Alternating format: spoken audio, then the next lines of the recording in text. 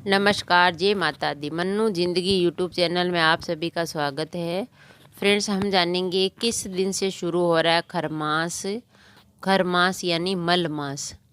तो जानिए इस महीने में तुलसी पूजा करने से क्या होगा आपके साथ या आपके जीवन में, क्या फ़र्क पड़ता है और क्या महत्व है। तो खर मास है वो मल मास है, तो ये 1 महीने का होता है। तो इस महीने में तुलसी पूजा का क्या महत्व है। तुलसी के पौधे को बहुत ही हम पवित्र मानते हैं, क्योंकि तुलसी के पौधे में भगवान विष्णु का वास होता है और हर घर में तुलसी माता की पूजा होती है। और घर में तुलसी पूजा करने पर शुभ फल की भी प्राप्ति होती है और घर परिवार में फैली नकारात्मकता भी दूर होती है। तो घरों में, सभी के घरों में तुलसी का पौधा होता है। तो किसी की बालकनी में, किसी के आंगन में, जहाँ व्यवस्थित जगह हो वहीं स्वच्छ जगह पे रखते हैं। लेकिन तुलसी के पौधे की पूजा के कुछ खास नियम भी है। तो हर माह में तुलसी पूजा करनी चाहिए, रोज़ करनी चाहिए, लेकिन अक्सर खर मास में तुलसी पूजा का करने से क्या होता है। तो खर मास में मांगलिक कार्य नहीं होते हैं। खर मास लगते ही मांगलिक कार्य वो समाप्त हो जाते हैं, नहीं होते हैं 1 महीने तक। और फिर खर मास उतरने के बाद यानी 15 जनवरी बाद में कोई भी मांगलिक कार्य होता है। तो खर मास है वो 16 सितंबर से शुरू हो रहा है। तो सितंबर जो लास्ट महीना होता है, दिसंबर का, तो 16 दिसंबर से जो खर मास है वो शुरू हो जाएगा। तो खर मास होता है 1 महीने का। तो जनवरी यानी 15 मकर संक्रांति तक चलता है, दिसंबर आधा और आधी जनवरी। तो खर मास में तुलसी की पूजा करते हैं। इस महीने में क्या होता है वो देख। तो मांगलिक कार्य नहीं होते, इसीलिए इस महीने में तुलसी की पूजा भी नहीं करनी चाहिए। खर मास में तुलसी की पूजा करनी चाहिए है या नहीं।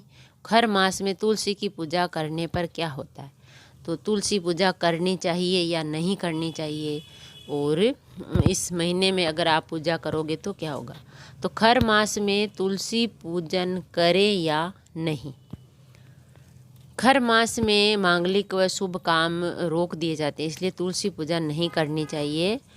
लेकिन शास्त्रों में कहा गया है कि खर मास में मांगलिक कार्यक्रम रुकते हैं, धार्मिक कार्यक्रम किए जाते हैं। लेकिन तुलसी पूजा तो एक धार्मिक कार्यक्रम है, अपने धर्म के लिए करते हैं, हम भगवान की प्रार्थना करते हैं, पूजा करते हैं। तो वो कोई रोक नहीं है उसमें, वो कर सकते हैं धार्मिक कार्य जो।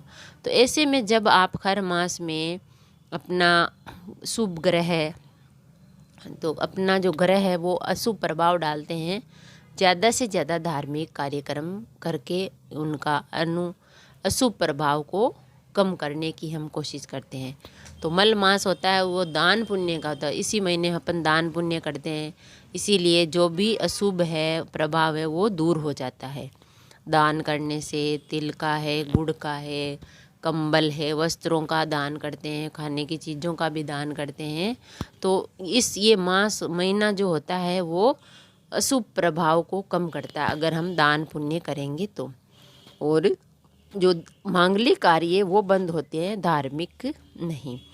इसीलिए खर मास में तुलसी पूजन जरूर करना चाहिए। इसे धार्मिक कार्य की तरह देखना है। घर परिवार में ग्रहों का अशुभ प्रभाव और नकारात्मकता दूर करने के लिए पूरे महीने तुलसी का पूजन करना चाहिए।